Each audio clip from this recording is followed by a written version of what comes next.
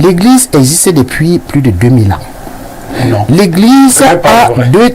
Ce n'est pas vrai, monsieur le prêtre. L'Église catholique n'existe pas depuis plus de... Ce monsieur peut me laisser Non, ce n'est pas vrai. Non, ce n'est pas une affaire politesse. Ce n'est pas une vérité historique. Quand il débute les insanités, je le laisse parler. Alors, si je ne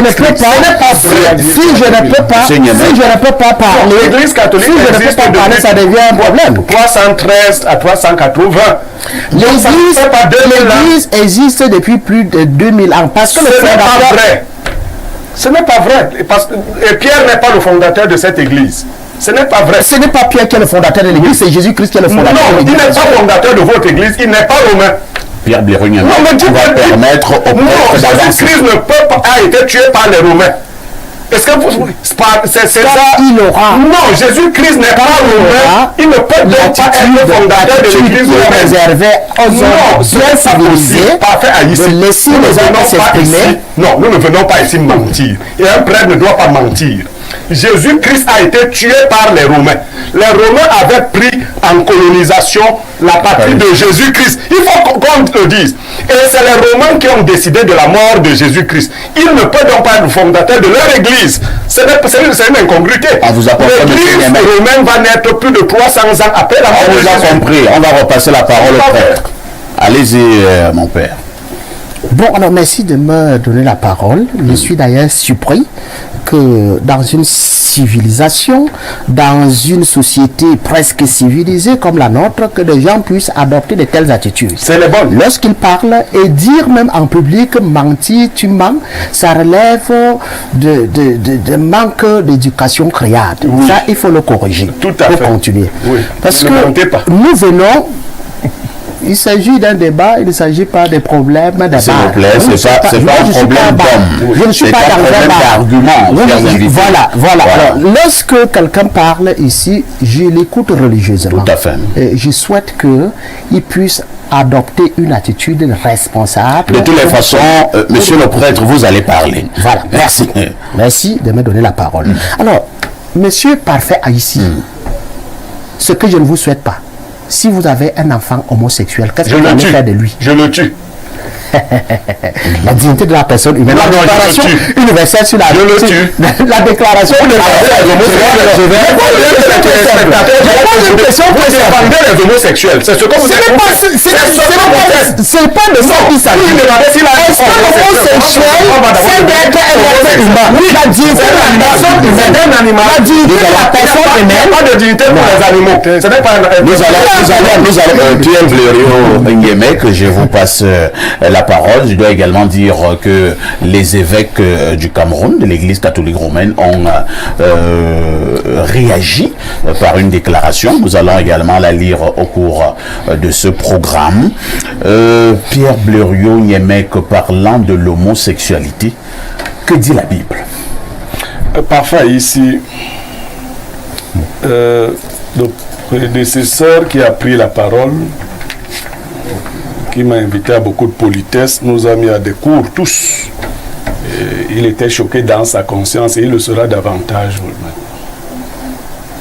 Il faut dire que l'Église catholique romaine de rite latin est coutumière des violations des textes bibliques. Ah bon? Est coutumière des violations des textes bibliques. La doctrine de la foi... Non, c'est de lui dont nous parlons aujourd'hui. Je ne vais pas m'éparpiller. La doctrine de la foi, il faut peut-être le rappeler, le professeur Ronan Guini l'a dit en des termes très savants. L'Église romaine qui a pris la foi chrétienne est un conglomérat païen. Il faut comprendre que l'Occident est païen. Il a parlé de paganisme, c'est des païens, avec des pratiques païennes. Nous allons arriver à la pratique païenne de la naissance de Jésus-Christ. Lorsqu'elle happe la chrétienté, elle se donne pour mission de soumettre la chrétienté au paganisme. C'est ce qui se fait depuis. C'est-à-dire, elle galvaude le message chrétien du début pour produire un message païen. Lisons ce que dit le texte aux Romains. Romains, chapitre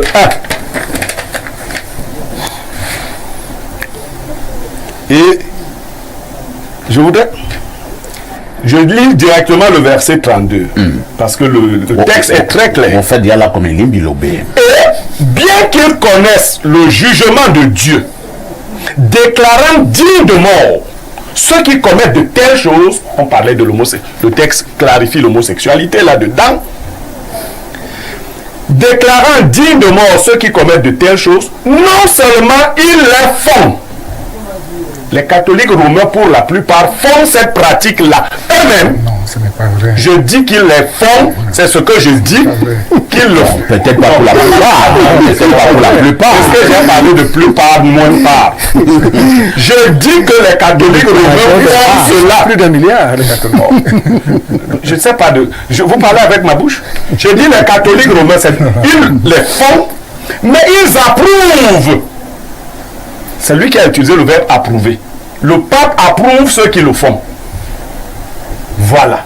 Parce que le verset dit, au verset 27, et de même, les hommes, abandonnant l'usage naturel de la femme, se sont enflammés dans leurs désirs les uns pour les autres, commettant homme avec homme des choses infâmes et recevant le salaire que méritait leur égarement. La chrétienté dit que c'est un égarement. Mais le paganisme dit que c'est une valeur. Et la Bible aux Romains, quand Paul s'adresse aux Romains, il dit que vous payez le prix de votre égarement. Non seulement les catholiques romains font ce que le pape a approuvé, mais ils approuvent ce qu'ils le font. Beaucoup de documents indiquent que plus de 30% des évêques prêtres vivant au Vatican sont homosexuels. Ah bon? Mais j'ai dit qu'il y a plein de documents, et les documents scientifiques, des travaux faits à Rome, pas faits hors de Rome, sur des prêtres, et des témoignages de prêtres et d'évêques archivés, qui disent depuis longtemps qu'ils ont demandé à la sainteté de régler la question de l'homosexualité. Parce que c'est une... Je ne parle pas hors de l'église, je parle de l'intérieur de l'église.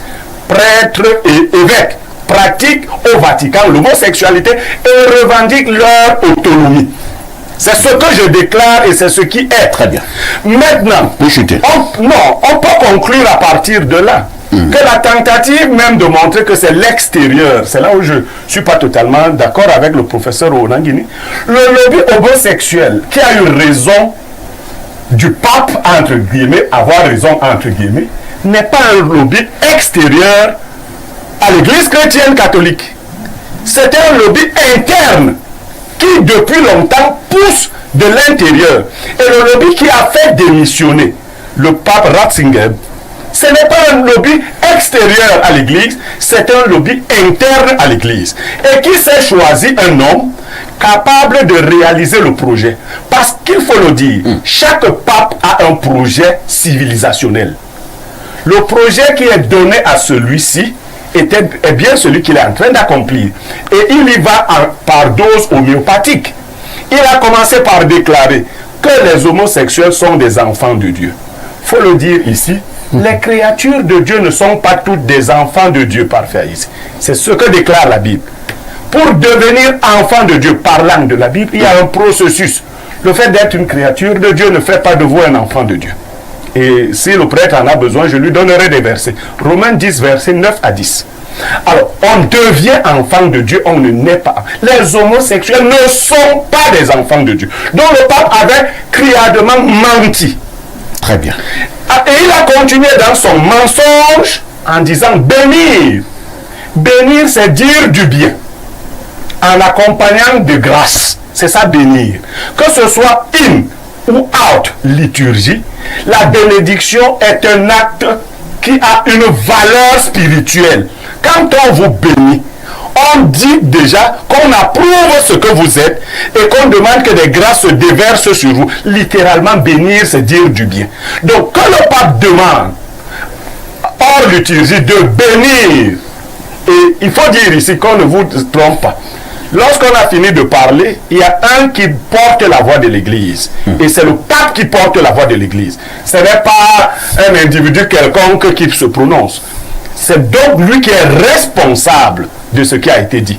Les autres, ici à Info TV, parfait, ici vous êtes DG, il y a un PDG, il nous donne du travail. Nous lui rendons compte.